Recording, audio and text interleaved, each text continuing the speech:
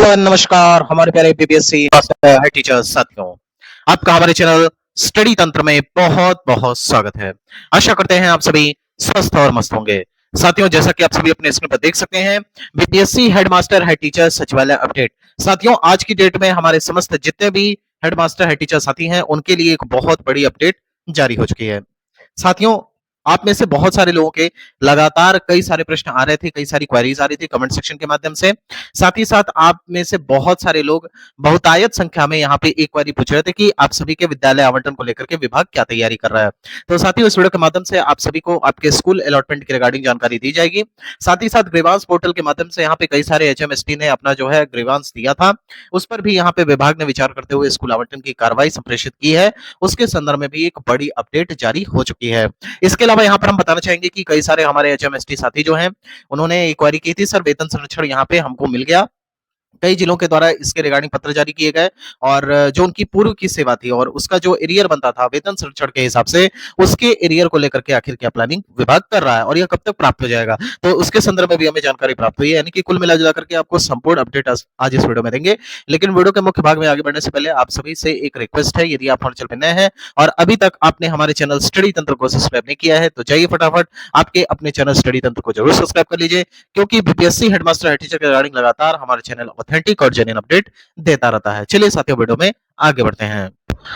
साथियों, सर्वप्रथम हम यहाँ पर बात करने वाले हैं एचएमएसटी के बकाया वेतन भुगतान के संदर्भ में। आप सभी को पता होगा कि यहाँ पे वेतन संरक्षण का लाभ अलग अलग जिलों के द्वारा पत्र निर्गत करके दिया जा रहा है और आप सभी के वेतन संरक्षण के हिसाब से जितना भी आपका एरियर अमाउंट बन रहा है उसको लेकर के यहाँ पे विभाग ने स्पष्ट रूप से बोल दिया है। सभी जिलों को ये बात सूचित कर दी गई है कि आप सभी लोग अपने स्तर से जल्द जितने भी यहाँ पे एचएमएसटी हैं उनका वेतन भुगतान कर दें। यानी कि कुल मिला-जुला करके कहना यह है कि आप सभी के वेतन भुगतान को लेकर के फाइनली यहाँ पे विभाग ने कह सकते हैं स्पष्ट निर्देश जारी कर दिया गया है। प्राप्त जानकारी के अनुसार आप सभी का जो वेतन भुगतान है संभवतः एरियर वाला, अगर आपके जिले से यहाँ पे वेतन संरक्षण के रिगार्डिंग पत्र निकला होगा, आपने अगर उसे पूरी तरीके से भर करके और अपना डेटा यहाँ पे आगे बढ़ा दिया होगा तो पक्की जानकारी है कि आप सभी का जो वेतन भुगतान है इसी, जो कि मार्च आपका क्लोजिंग टाइम होता है, आप सभी को पता होगा, वित्तीय वर्ष का आखिरी समय यह चलता है, तो इस टाइम पे जो भी आपके वेतन भुगतान एरियर वगैरह होते हैं, उसे जो है कंप्लीट कर दिया जाता है। तो हमें जो जानकारी मिली है, जिन-जिन जिलों में ये वेतन संरक्षण के रिगार्डिंग पत्र जारी हुआ था और जहाँ पे भी हमारे एचएमएसटी जो कि अब नए रूप से अपना नया पदभार ग्रहण कर चुके हैं, उन्होंने विशिष्ट शिक्षक के तौर पर जितने दिन भी कार्य किया या फिर नियोजित शिक्षक के रूप में जितने भी दिन कार्य किया, उन सभी का जो एरियर भुगतान है वो इसी माह, यानी कि जो आपको वेतन भुगतान होने वाला है 1 से 5 के बीच में, उसमें जो है आपको देखने को मिल जाएगा। इसके अलावा यहाँ हमें ये भी जानकारी प्राप्त हुई है कि बहुत सारे ऐसे भी हमारे एचएमएसटी हैं जिनके जिलों के द्वारा अभी तक पत्र निर्गत नहीं किया गया है या फिर वेतन संरक्षण का अभी फॉर्म भी नहीं भरा गया है।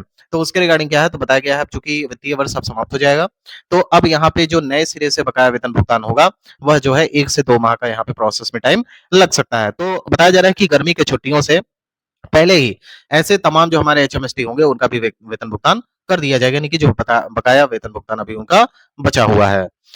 अब नेक्स्ट यहाँ पर बात कर लेते हैं आप सभी के विद्यालय आवंटन को लेकर के। बहुत सारे यहाँ पे हमारे जो विशिष्ट शिक्षक कह सकते हैं जिन्होंने अभी तक अपने आवंटित विद्यालय में जाकर के योगदान नहीं किया, सॉरी, जिनका यहाँ पे एक कह सकते हैं जिला अलॉट किया गया था, उस जिले से वो खुश नहीं थे, उसके रिगार्डिंग उन्होंने ग्रीवांस डाला। इसके अलावा यहाँ पे विभाग ने भी आप सभी से पुनः से 3 जिले का विकल्प लिया था, उसमें आपने जो है अपना चयन किया। अब यहाँ पे स्कूल अलॉटमेंट को लेकर के क्या चल रहा है, तो आप सभी को बता देते हैं।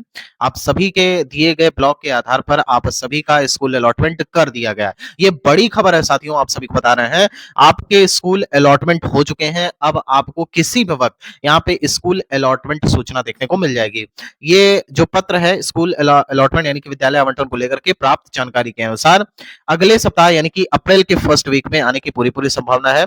इधर थोड़ा सा आप गवर्नमेंट के स्तर से देख सकते हैं, सरकारी स्तर से देख सकते हैं कि यहाँ पे माननीय मुख्यमंत्री जी ने प्राप्त जानकारी के अनुसार जो है इस्तीफा भी दे दिया और मतलब एक उठापटक चल रही है। तो इसमें जो है कुछ आपको डिले देखने को मिल सकता है, लेकिन प्राप्त जानकारी के अनुसार अप्रैल फर्स्ट वीक तक सारी जो चीजें हैं, जो परिस्थिति है वह क्लियर हो जाएगी और उसके बाद यहाँ पे जो हमारे नए एचएमएसटी हैं, मतलब जो नए एचएमएसटी के रूप में पदभार ग्रहण करेंगे, उनके विद्यालय आवंटन को लेकर के पत्र जारी होगा और ई शिक्षा कोष के माध्यम से, ई शिक्षा कोष जो आपका है, वहां पर आप अपनी आईडी के माध्यम से ही अपना नया स्कूल आवंटन देख सकेंगे। तो इसके लिए आपको परेशान नहीं होना है।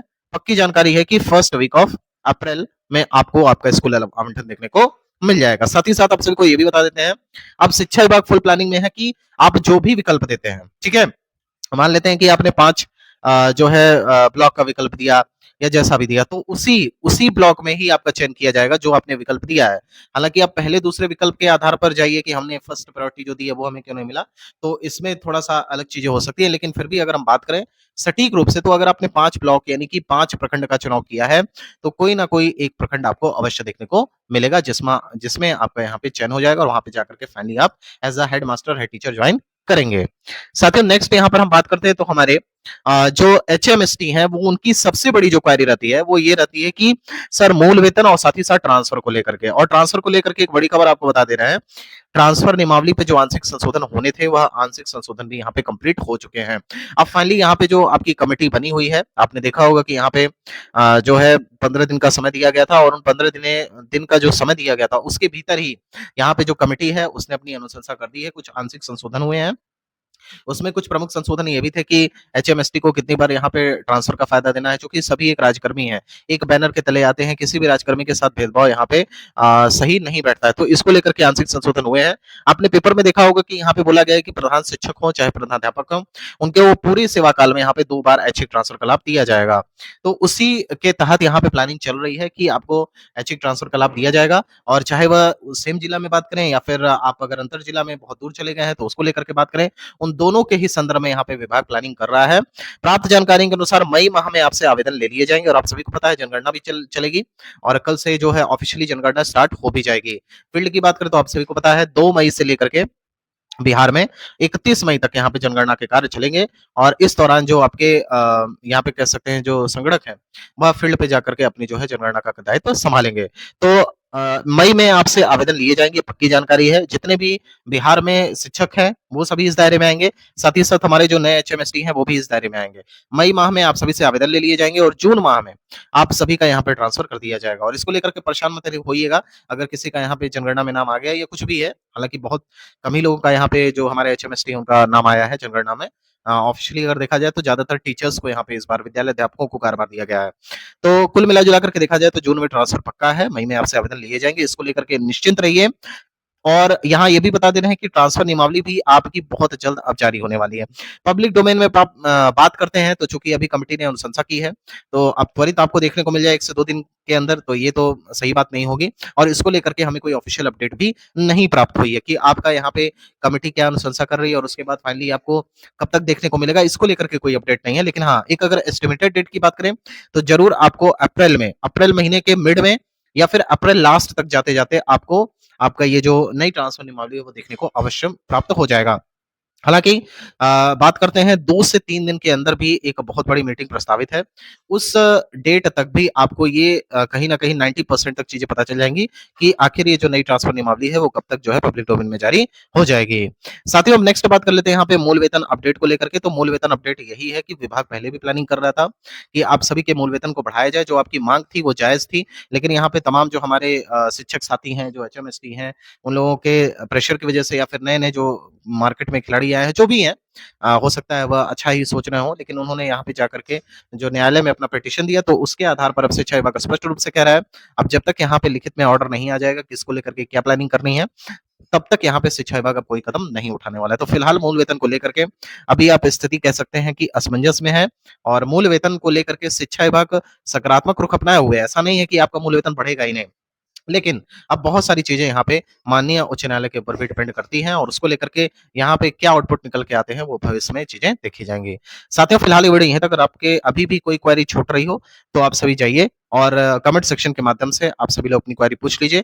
आपको वहाँ पे आपके सवालों के जवाब दे दिए जाएँगे। विद्यालय आवंटन को लेकर के हमने आपको जानकारी दे दी है। आपको अप्रैल माह में आपका विद्यालय आवंटन देखने को मिल जाएगा। इसको लेकर के सटीक जानकारी प्राप्त हो चुकी है। इसी महीने आपका इस महीने तो खत्म हो गया मार्च, अप्रैल फर्स्ट वीक में आप मान सकते हैं, लेकिन अप्रैल में तो पक्की जानकारी है कि आपका विद्यालय आवंटन आपको देखने को इस शिक्षा कोष के माध्यम से दिखेगा। साथियों फिलहाल ये वीडियो यहीं तक। अगर आपको वीडियो पसंद आई हो तो चैनल को सब्सक्राइब कर लें। साथ ही साथ इसे ज़्यादा से ज़्यादा ग्रुप में शेयर करें, ताकि तमाम जो हमारे हेडमास्टर टीचर साथी हैं वो हमारे इस बड़े ग्रुप के साथ जुड़ सकें। साथियों फिलहाल ये वीडियो यहीं तक। आप सभी को आप सभी का स्वास्थ्य अच्छा रहे, आप सभी लोग प्रसन्न रहें और जीवन में इसी प्रकार से हँसते-खेलते रहें, यही हमारे इस चैनल के माध्यम से ईश्वर से प्रार्थना है। साथियों यहाँ तक वीडियो देखने आप सबका बहुत-बहुत धन्यवाद। ईश्वर करें आपका दिन शुभ हो। Thank you so much.